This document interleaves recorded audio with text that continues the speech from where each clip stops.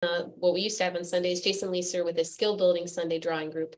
Monday mornings before the Tattoo Weekly, we have James Wisdom where he does his drawing for tattooers. Tonight's kind of going to be an interesting night. We've got a lot going on. We've got Robbie Rapole at 5, Renee Little at 6, and guys, trimester class at 9. So otherwise, we also have Ricardo Sturdivant tomorrow at 10. Gabe, you do your TattooNow show every Wednesday, and Thursday night is Tattoo Collecting 101. All of these events can be found on our homepage as well as our YouTube and Roku channel. Before we get started today, let's just say thank you to all of our sponsors for helping us push this content out to you guys. We've got World Tattoo Events, giving us the largest, most comprehensive resource for tattoo events in the world. You can find literally hundreds of event listings at their website, worldtattooevents.com. Also, it's a shout out to Raw Pigments with acrylic-free inks that have been used by artists around the world. If you guys would like to support Reinventing, use the code Reinventing the Tattoo at checkout from the Raw website to get 10% off. Also, thank you to D-Lies Pro, our affiliates Fireside Tattoo, the Apprenticeship Diaries, and eco-friendly tattoosupplies.com. Lastly, I want to say, if you haven't checked out the Reinventing Evolution, go to reinventingthetattoo.com. It's so cool. I've been hearing all sorts of great feedback about that. And if you're in the Ohio or Midwest area, you guys can find most of us next weekend at Tony Urbanek's River City Tattoo Invitational. Which, by the way, gentlemen, I don't know if you want to do a live broadcast from Akron on Sunday. I'm not sure where he is, but are you guys both going to be there? We're both going to be there, yeah. Yeah, nice. Yeah, that sounds good. I mean, I'll be live from Memphis, but I would be happy to see you guys live from what do you think, convention. Gabe? I think, yes, it's a great idea. I'm way down. All right. Unless it involves being near people. Well, all right. Oh, wait, we're all going to conventions this weekend, right? Not me. No. I'm going to the boat. I'm going to the boat this weekend. That sounds smarter. But yeah. I'm very excited for the convention. And yeah, we're doing seminars and all that kind of stuff. And the Tattoo Machine Olympics. Oh, I could show off some pictures of Tattoo Machine Olympics. Tony's been sending some over. Yeah. Wait, are we doing introductions? Run through the intros, guys, and I'll intros. All right, you go first. I'm responding to people on the chat. Gabe, that's you. Gabe, that's you. Oh, hey, I'm Gabe from TattooNow. I do computer geeky stuff. I haven't slept in a couple of months because I'm putting together some really amazing shit, and I'm not going to sleep for another couple of months. But if you want some tattoo business management software, I know that sounds really amazing and awesome. Ha! Anyways, that's me. TattooNow. TattooNow. Yeah, I noticed that I'll get like messages from you, late at night, and then I'll get another one at like 5:30 in the morning. Like, oh, I bet he hasn't stopped yet. He's probably still. Well, you know what? That might be my sleep. So, if I'm hitting you at 1 o'clock and waking up at 4 o'clock, that might be it. That's it, right? I'm Jake. I'm with the Fireside Tattoo Network, and we focus on helping tattooers to solve drawing and technical related problems. We blur the lines between tattooing and fine art. And my newest tagline I came up with is that we help turn tattooers into tattoo artists. People throw around the term tattoo artist too loosely, I think. We try to make tattoo artists. So we have a guest today. Is that what I heard?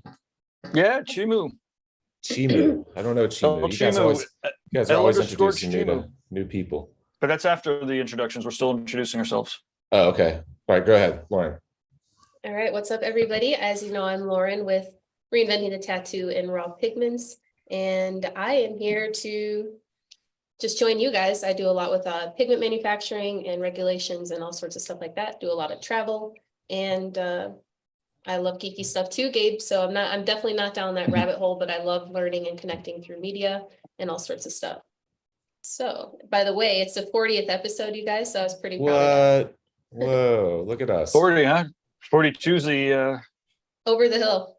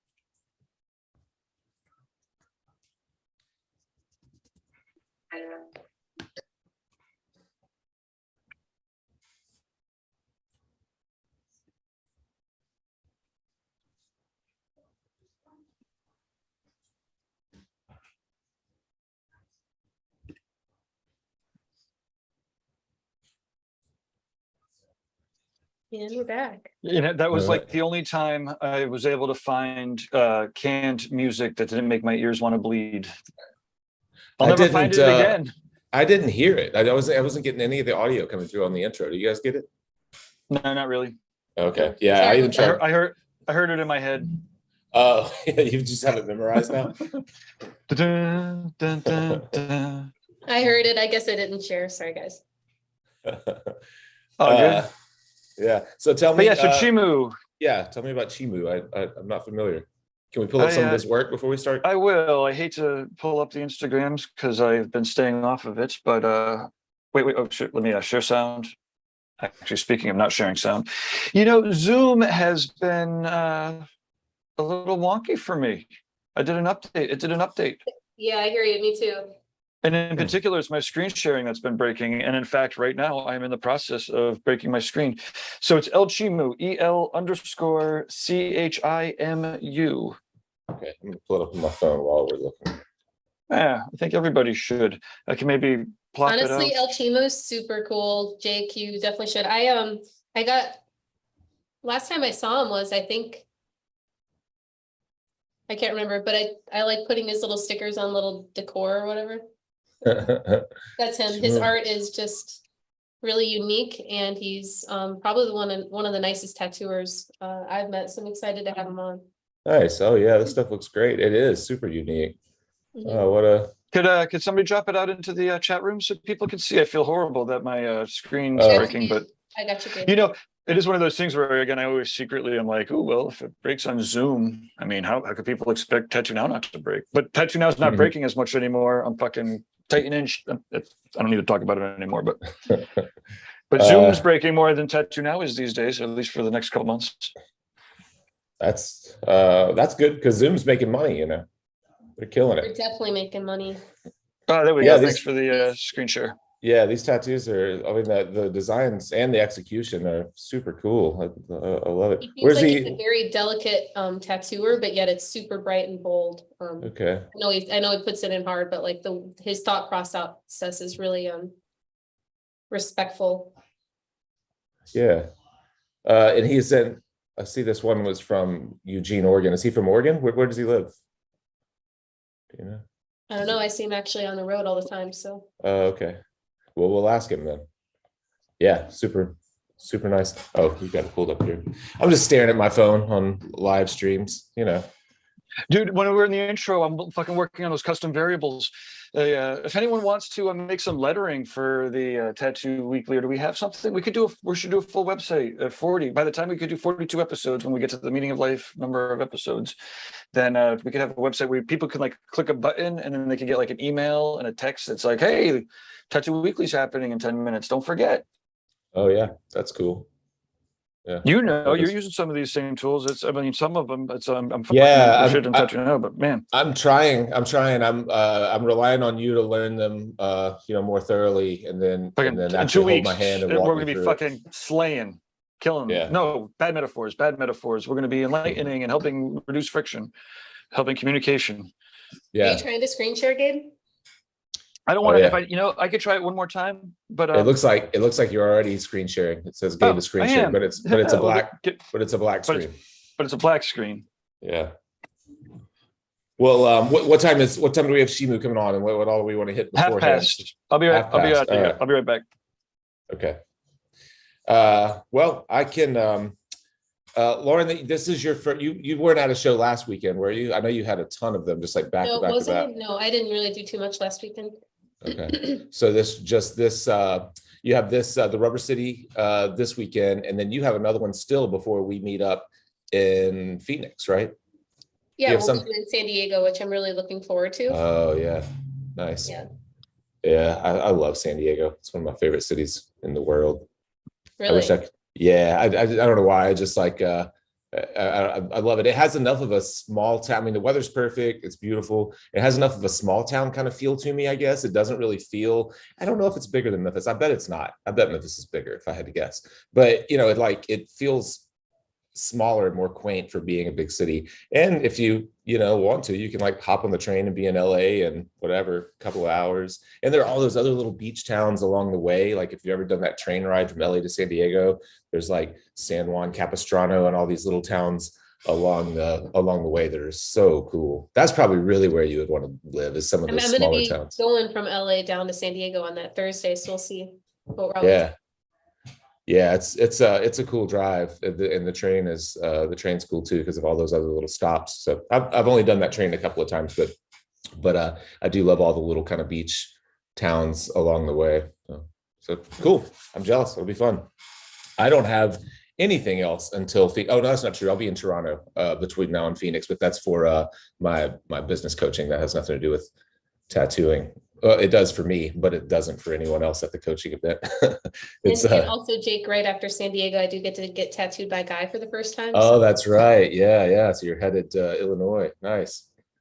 Yeah. Is it just, are you doing just one day or back-to-back days, or? I've got 2 days set aside for tattooing, so. Nice. Yeah. Can't wait to see that. Yeah.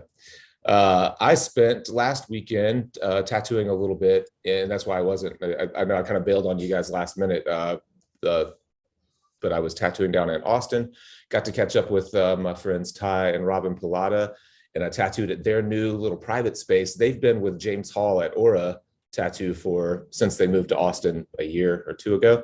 And now they just moved. They were just starting their second week in this new space. And it's very small. It's kind of it's south of the river. It's kind of in the South Congress area, and it is the coolest little space for both of them. It's absolutely perfect. So it was cool. I got to tattoo a little bit there, hung out with them, went to a bunch of good restaurants. I did not. I was going to try to catch up with Baxter, but the weekend just went by. I talked to him, and then I just never reached out once I got there. And then I had an episode scheduled with Jeff Insminger. I just wanted to, and Jason Leeser is on the chat here.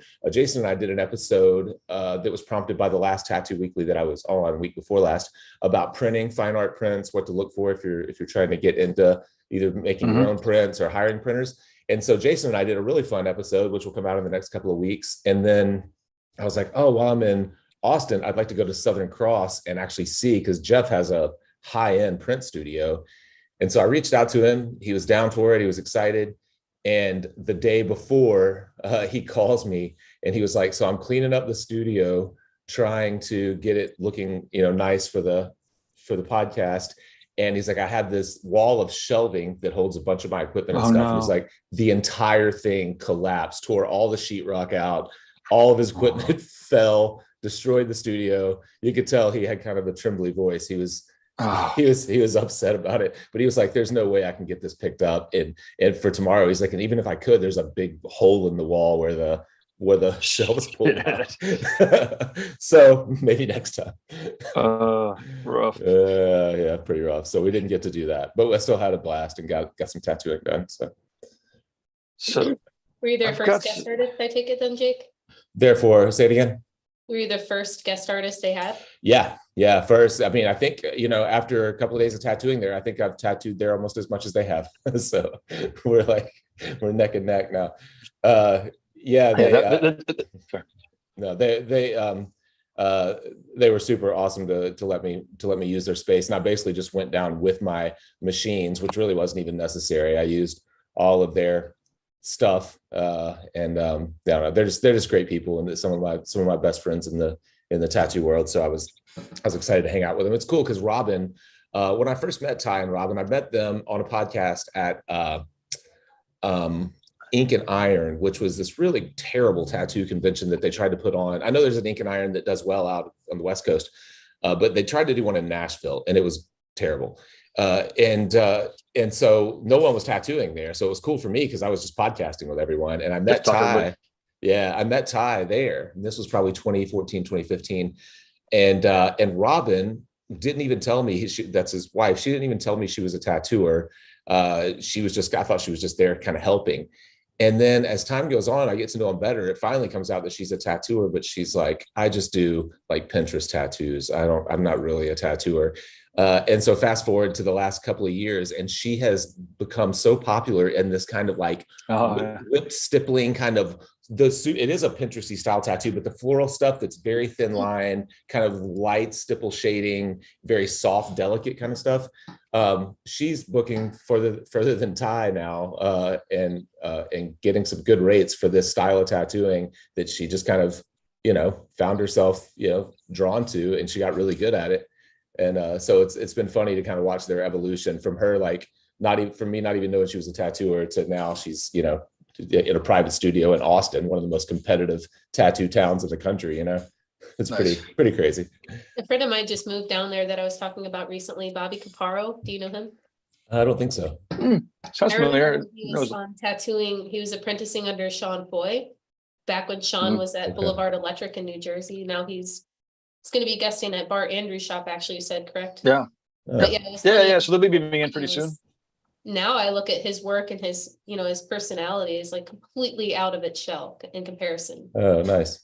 It's awesome. Really cool when you get to see those transformations, and a lot of times like that 5-year transformation for some artists is like a 10-year transformation in another.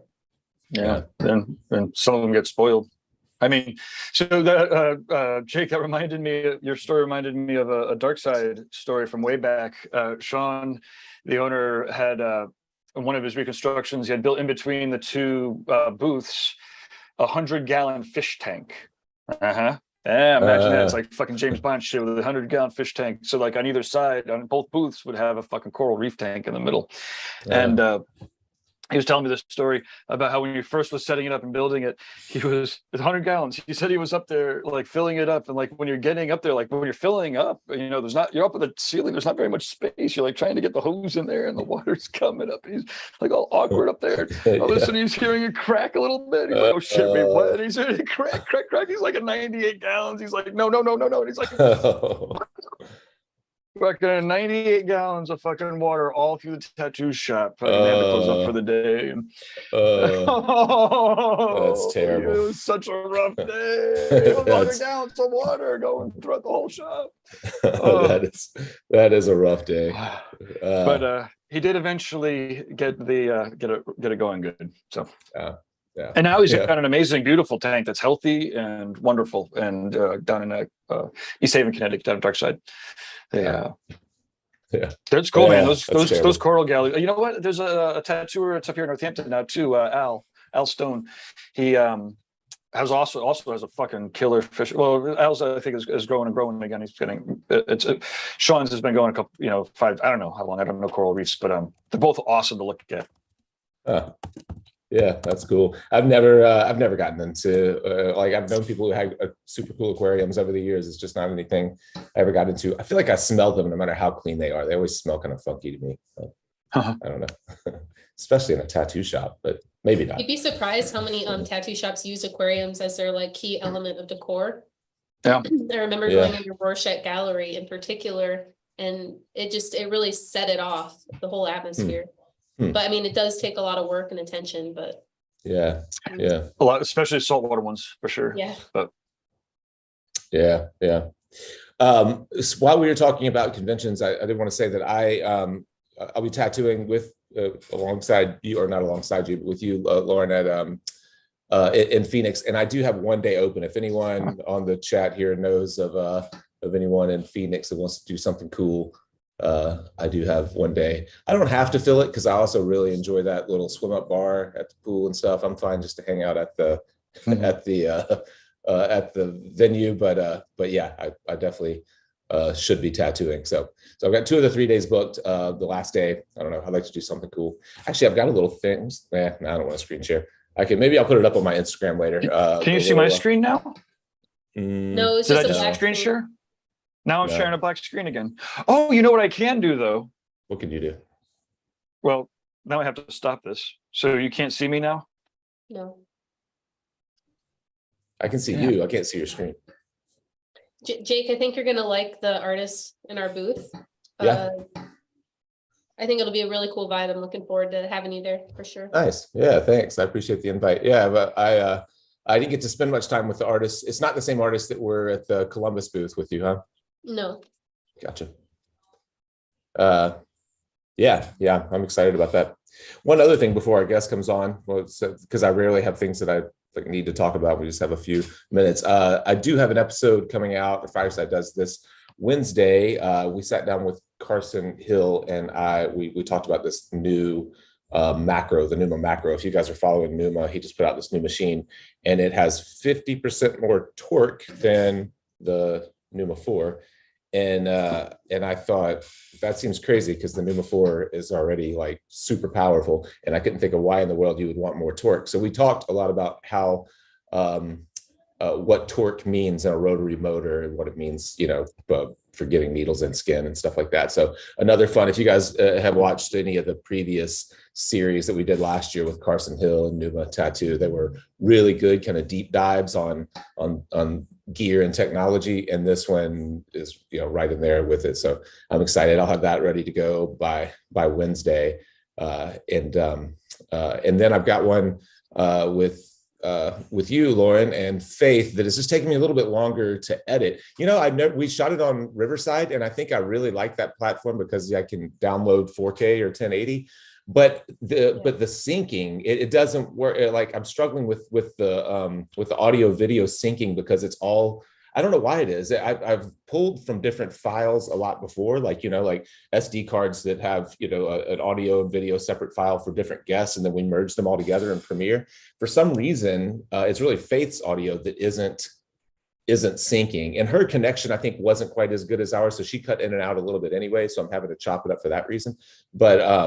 But yeah, I've just hit technical snags with it, so I'll figure it out. It's just been a little time consuming. So hopefully, if not, it won't be this week because it's Numa, but maybe next week we'll get that one out. So Cool. yeah, I did pull up some of the a preview for Tattoo Machine Olympics, and I figured out how to do a little screen share. So now if I transition, now you can you hear me? I know what you're doing. But can you hear me? yes. And you can still hear me. Okay. So voila, we've got our track here for the race. So we've got 4 spots. This is the finish line. Nice. And we've got a video preview here. I don't know if you're going to be able to hear it, but that's okay. I'm going to try to pop it down.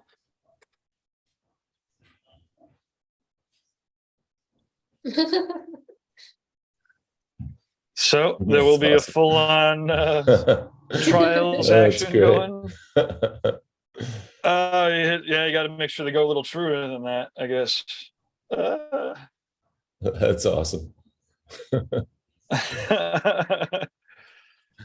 And then one of the other photos, these are some of the saws that they're putting at the end of the needle bars, so that your machine can some of the trials will be sawing through various items.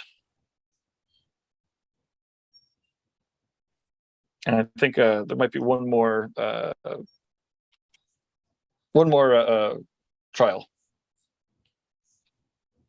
Yeah, that's cool.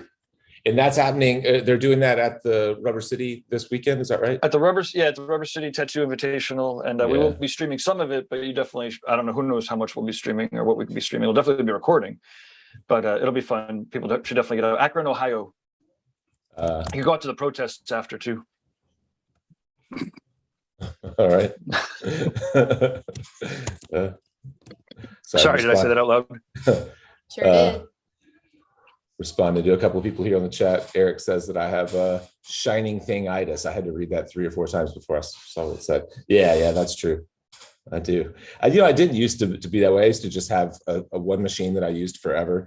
And then since I've started having these conversations about what separates this, whatever, inks, needle cartridges, machines, whatever, I find myself like getting all of them just to test. So.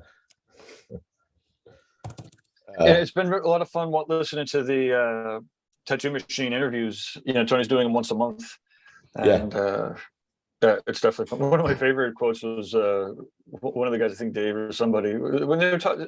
Somebody was in the Reinventing forum, and they're talking about problem clients or something to that effect, and like the nuance of like how to communicate, with someone who's like wanting to get more out of you than like as it should be reasonable to be expected. And Dave was just like, You know, I just sum it up to nah. I was like, oh, okay. He's like, I figure we're gonna cut to the chase. I was like, nah, not gonna worry about it.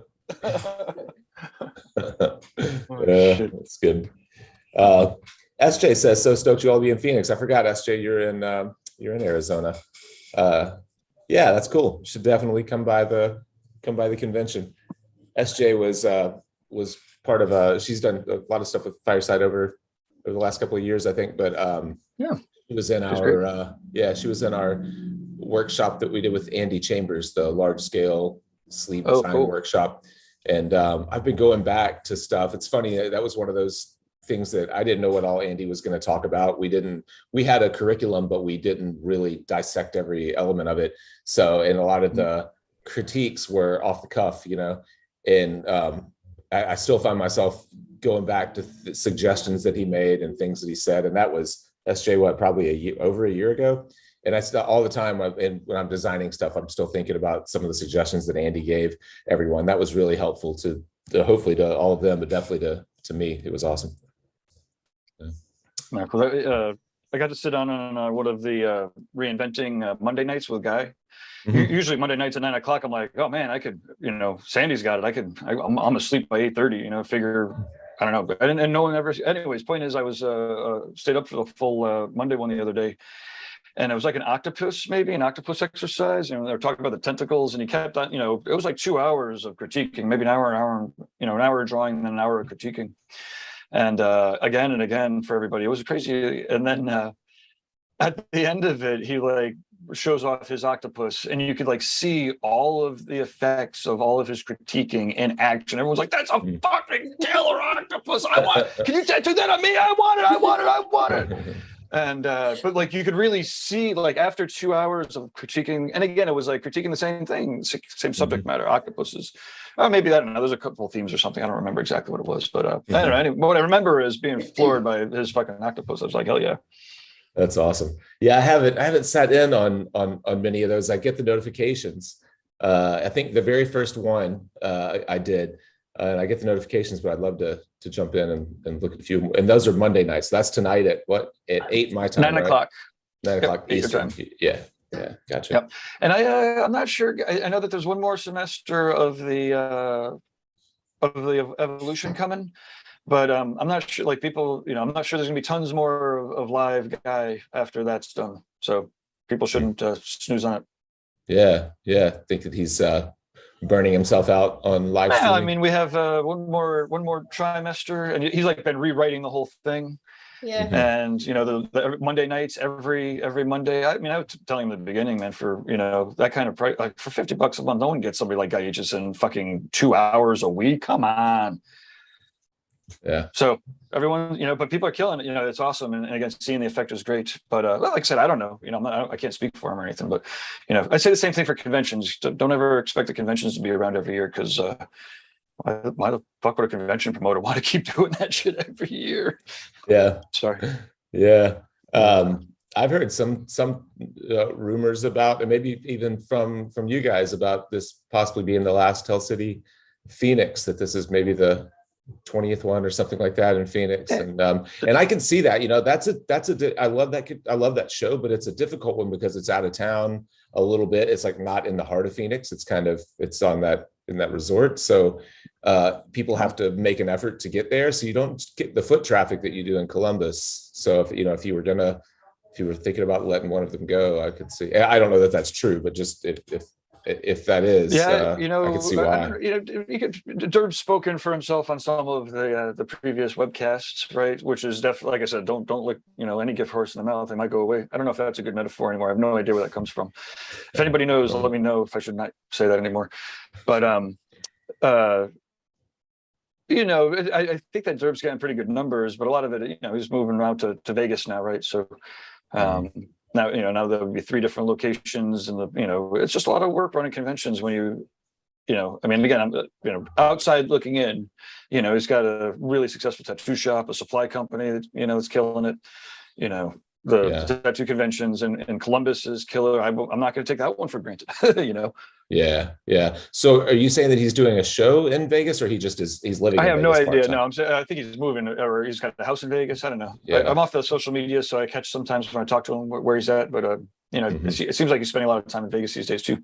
Yeah. I think I saw that too, that they bought a house in Vegas, splitting their time a little bit. Emily and I were talking about that. Wow. We were in Key West last month for our 20th anniversary, and just talking about how it's funny how Key West is not affordable, but much more affordable in June than it is in say February, because all the snowbirds go down in February. And I was like, I could live that life where I had a Colorado residence for the summer and a Key West residence for the. It's funny, my for the mom winter. did that in a couple different spots like Florida, Cabo. Yeah.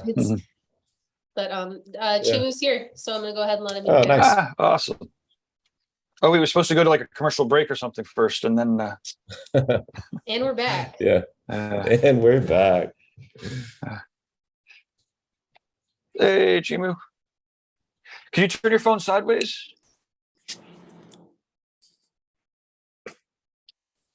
Can't hear him yet. His phone, the mic is going, so it will work. Can you turn your phone sideways? Can you hear us? I can hear you. Fantastic. There you go. Sideways. And then I'm trying to rename your iPhone so that it doesn't say iPhone. Oh, Lauren, maybe you need to. Can you rename his iPhone so that it says at Chimu, L_Chimu? Wait, you have the authority just to change people's names on their screens? Haha. That's crazy. You shouldn't be able to do Voila. that. Yeah. That's pretty cool. And who knows what you guys have been naming me for this last year? So Yeah. yeah. So Chimu, welcome to the Tattoo Weekly. I don't know if you've met. I know you met Lauren before. This is Jake. Hey, Chimu. Jake. Nice to meet you. Yeah, you too. Likewise. And why don't we start off? I've got the Instagram fired up here, but why don't you let us know a little bit about your origin story, and then we could ask some questions and such. All right. Well, good morning. Hello, everybody. Everybody tuning in. My name's Chimu.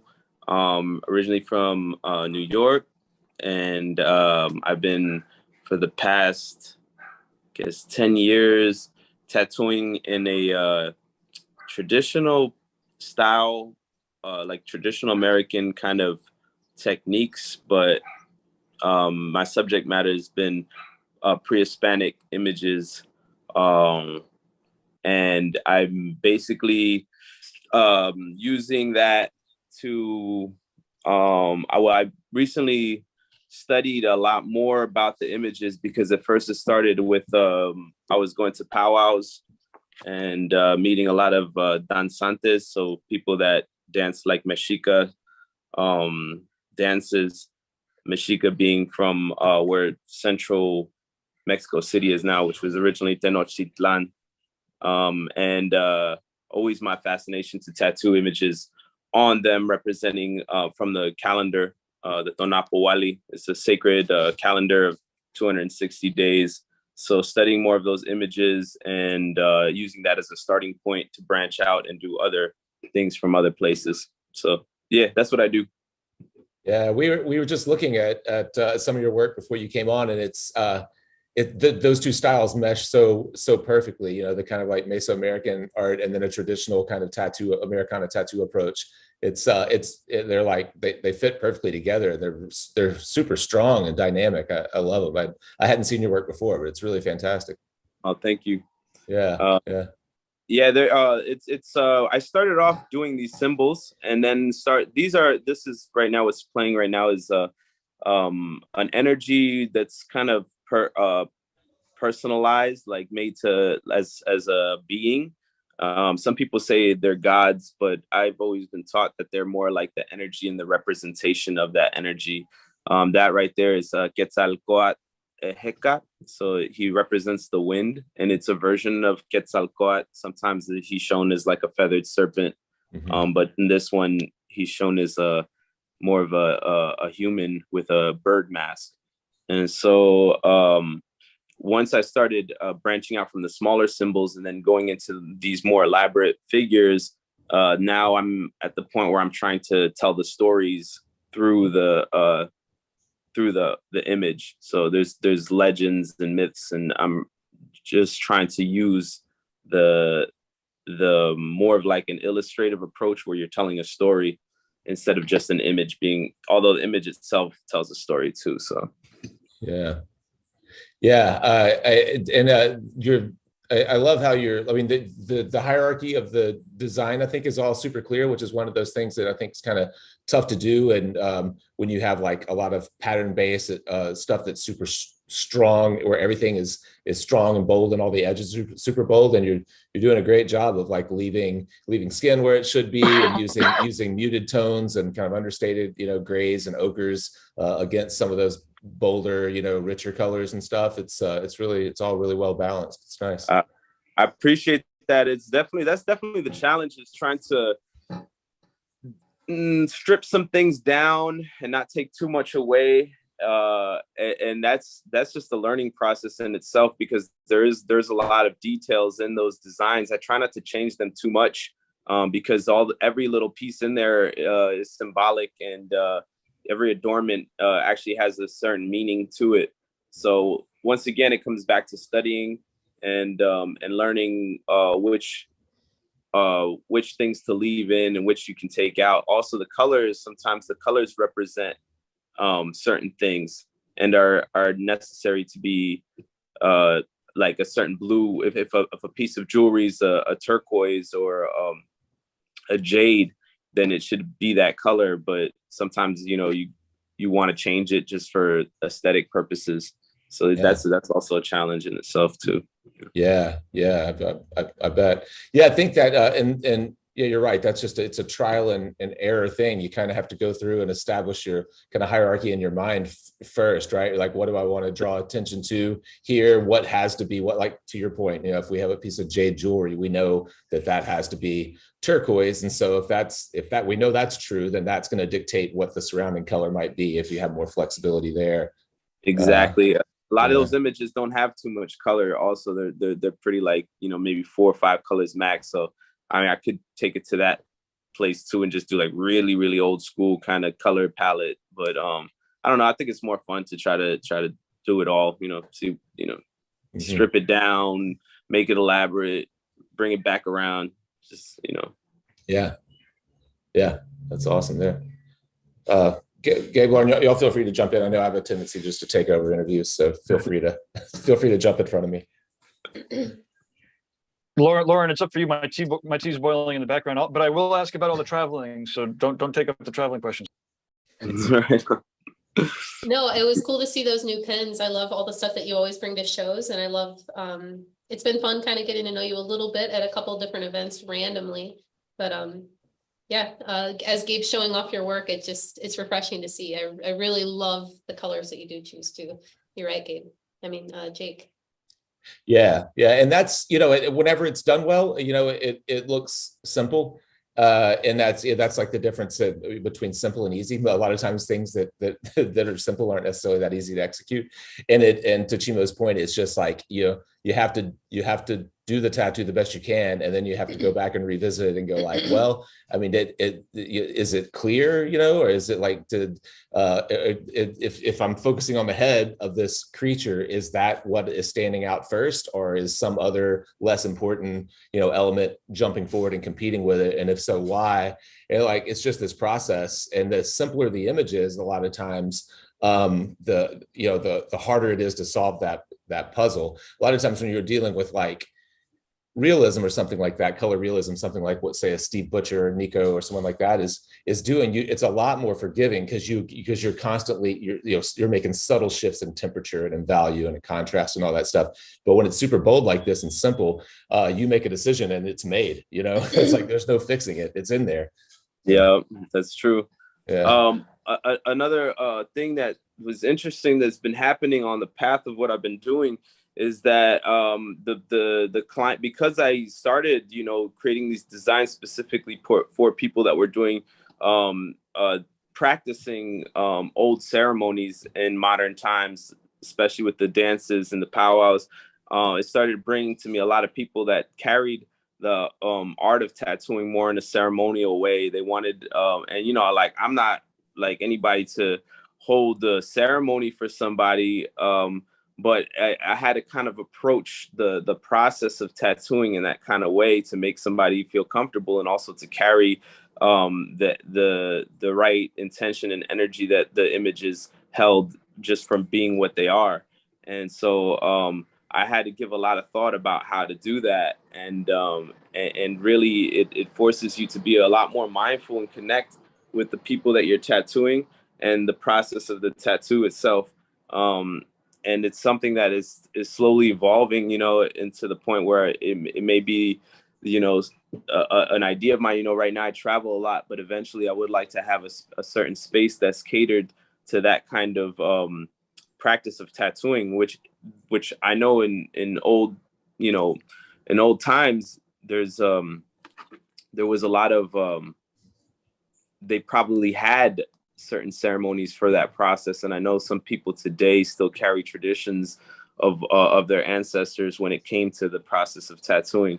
I've never been taught that, you know, and I don't think there's, for what I'm doing, I'm not sure how much tradition in that area survived. And I'm sure that it's a whole different like thing, because they were probably using things like maguey spikes to hand poke something, as opposed to like what I do, which is just all with machines. So, but that's been an interesting thing, and also probably like an area of exploration and study that I'd like to, you know, undertake, you know, and the work to create a space and how that space would look and what kind of things that would bring.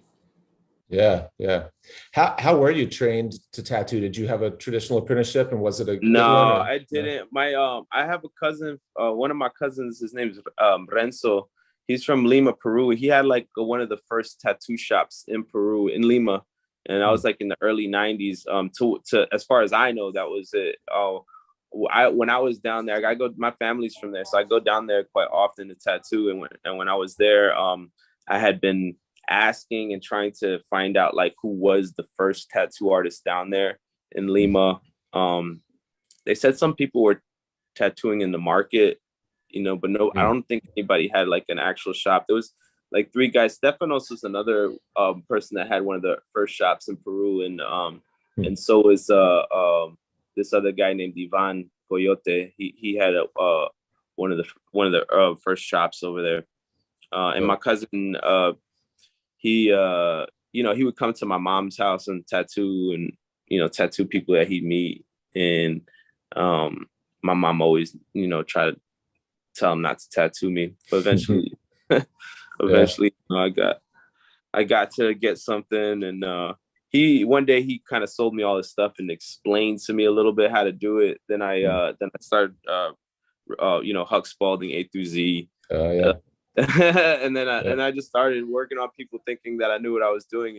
And at the time I didn't know there was even a thing as like an apprenticeship.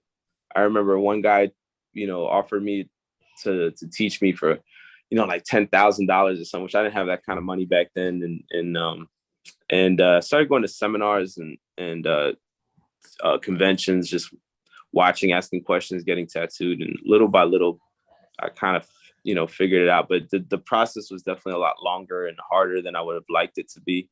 I would definitely recommend anybody, you know, to go about it a much more easier, proper, direct way of getting an apprenticeship. I didn't have that opportunity, you know, and I really just, you know, felt like I could do it. But it took me a while. And there was, you know, there was definitely some people mad at me. Were you always interested in like Mesoamerican like art, that style? Did you draw that kind of stuff as a kid, or no? Yeah, definitely. I grew up with a lot of it in my household. My grandfather was a painter also. He would paint a lot of pre-Hispanic images, mostly like Chavin, Moche, you know, tribes from Peru. Yeah, I was heavily inspired like that. When I first started, I just did mostly black and gray.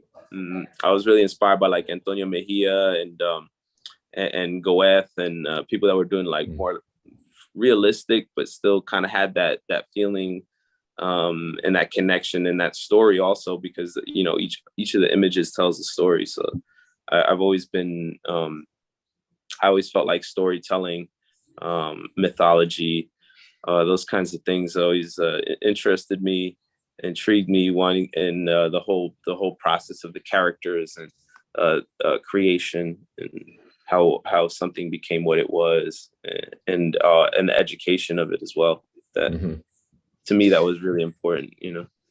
Yeah, I've always felt like things like storytelling, mythology, when you're working in specifically in tattooing, when you're working with the client, being able to create a narrative together, that's something that's, you know, bigger, maybe more abstract, but a bigger idea, a better thought out idea than what they initially kind of came in with.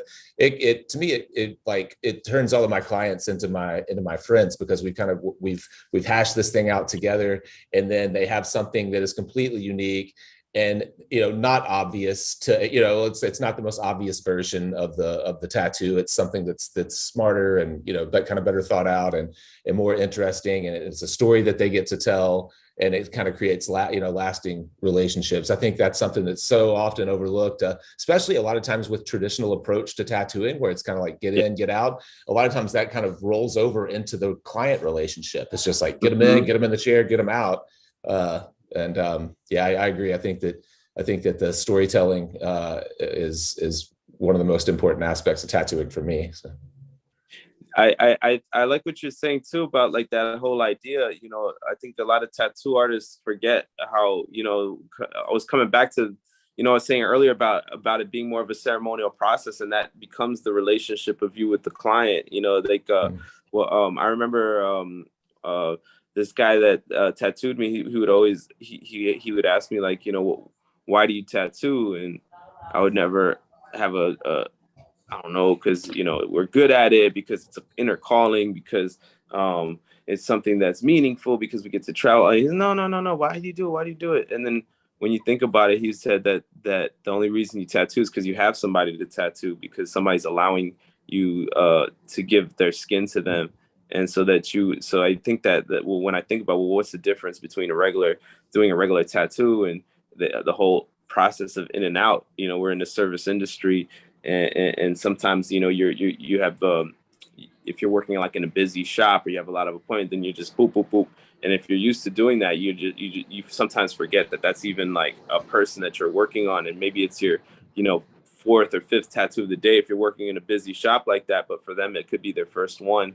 And so I think that it comes down to that intention and that care to say, okay, like, sit down. This is like something that I'm taking the time to put my energy in this special, and it's your time, and I'm present, and I'm not thinking about what's coming in next or whatever the hell's going on in my life. It's like this moment, it's just me and the person. Yeah. And, yeah, I like that. I like that thought. Yeah, that the only reason you're tattooing is because someone else is there to allow you to do it. Yeah.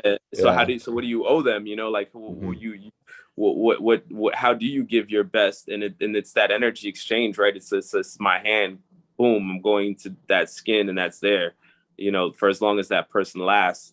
So, you know, what's the difference? Like, where is the difference? It's the same mechanics. It's the same, you know, thing, but how does that person feel? Okay, like, I feel honored that I got what I wanted from, and this person gave that to me, and that was special and meaningful and ceremonious, because that's what it was, you know. Yeah. And so, yeah. And that makes me think of, sorry guys, I know I'm still taking over this interview. This is the last thing I'll say, and then I'll let someone else ask a question. It reminds me of when I first started at the first custom shop that I worked at, where I really felt like I learned. It wasn't where I apprenticed, but my kind of mentor then, who used to be the co-host of our show, David Evans, he had been tattooing maybe 8 or 10 years longer than I had at the time. And he used to say, like, no matter how small the tattoo, he would put the stencil on, and then he would have them look at it in the mirror, and he would always say, you like it? And they're like, yeah. And he's like, forever and ever.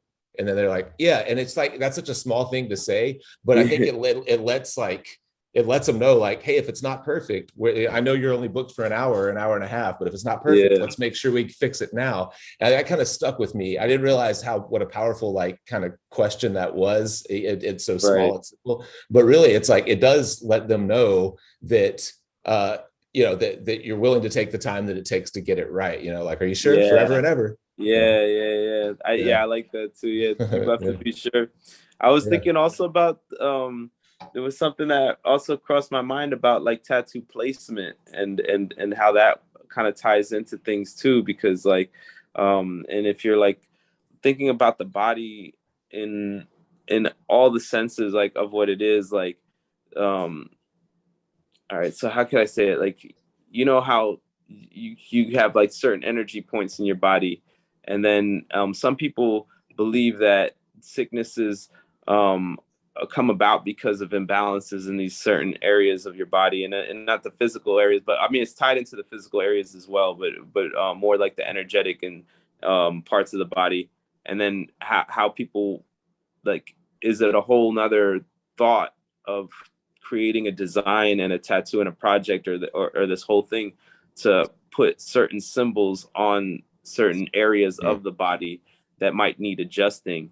And then that becomes this whole other idea of what tattoos could be for people, like beyond just a design that's like meant to like to for whatever reasons of like aesthetic, beauty, versus like, okay, this is like specifically trying to invoke something or adjust something or heal something. And that's like a whole other area of studying with tattoos. And I know that like some of the Tibetan tattoos I've heard are like, I don't know too much about them, but I heard that they were like prayers or like contracts. So it's like doing something similar. And I'm not sure if the monks are putting those specific contracts in specific places where it becomes more of like, I don't want to say magic, but maybe because magic is like that, the word means like, if you look up the word magic, like in the dictionary, I think it has more to do with illusion. So I wouldn't say that it's magic, right? Because magic is the illusion of something. So somebody says it's magical, they're not even really talking about the reality of it. It's just the illusion of I like what how it you is. said prayer. It seems like That's what I was going for. messing with the intention of something, using it as a channel. I really like the placement concept for sure, because it definitely has a lifetime effect, and you can channel something through that door with intent, especially with the way that your designs are in general. It's very interesting. Thank you. Yeah, so that I like how you said it's the prayer, right? So it's like we're putting the symbol on there, and we're praying that energy comes and adjusts that area or something. Maybe somebody has a problem speaking, or they have a problem defending themselves or establishing boundaries or whatever, and it's in their throat, or maybe it's in their heart. So then designing something for that area to pray that to allow like to use the process of the tattooing as a prayer to put this symbol on there that's going to hopefully power up the person in that kind of way, even if it's like a placebo thing where they see it and they just feel stronger and they remember how painful it was to endure that and how much of a warrior they were for doing that, Yeah. I love that idea. It's not something I've given a lot of thought to, placement for that reason. I think a lot about tattoo placement, but more aesthetically, so yeah. We do, right? But that's a whole, that's a whole nother thing. And when you think about really what's happening in the whole process of it, it's really intense too. Like I said, we do it so much that we forget. We almost look at it like maybe even less than a medical procedure, even though that's pretty much what it is. Like you're altering something, you're cutting something open. There's a release as well as like an absorbing, right? Because you're releasing something, you're releasing the blood and the plasma, whatever energy comes with that, and then you're also taking in the ink and the needle. So it's like both things are coming in and out, and like I think sometimes we forget like how intense that is. That's pretty serious, when you think about it. And we forget we're just like boop boop boop, just next. Yeah, the break it thing that down, you're set giving it to up. someone is, it's funny how routine kind of plays its role in that, but the thing that you're giving is still the same. You're still giving something with a lot of thought and intention in it. So it's like you said, it's still, there's no difference, but where your mind is for sure. Right. Yeah. Does that change a lot, huh? Because it's like where our mind is at changes everything. Like I think the whole day begins like that, right? It's like you wake up and wherever your mind is, sometimes you're on autopilot. You're just like do this, and other days you're just like, wow, it's a pretty crazy miracle that I even woke up. Like my body Every day you wake up is a miracle. Right? Yeah, hey, right? I realized I was on mute. You guys weren't just like Oh, completely uninterested in what I had to say. yeah. I thought you had left. Maybe you want to let us know a little bit about. Well, so we're running out of time. This is our Monday morning short interview, but it looks like I'm looking at a full interview here that you have with Chris Dreyer. You want to talk about that a little bit? Yeah, so Chris is cool. He's a buddy of mine. He's also from Peru. He moved to Canada early in his life. And he's been working with a lot of images and visual art of kind of tapping into those I guess ceremonial or medicine realms of natural medicines. And he used to run a retreat in Peru, in Tarapoto, Peru, in the jungle, and he has a podcast interview where he has different artists come on, and we did our interview there in Peru before we were in the jungle for a couple weeks. Yeah, he's a pretty cool. I love him. He's a good guy, and he works really hard and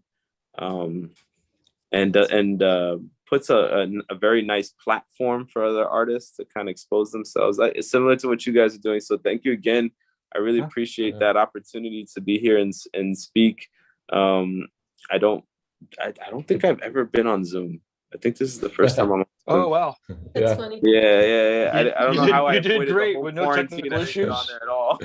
Yeah. How you dodged it through quarantine? I have no idea. Yeah, but I really do appreciate the time and the energy and the effort to put me up on here and allow me to speak a little bit about what I'm doing.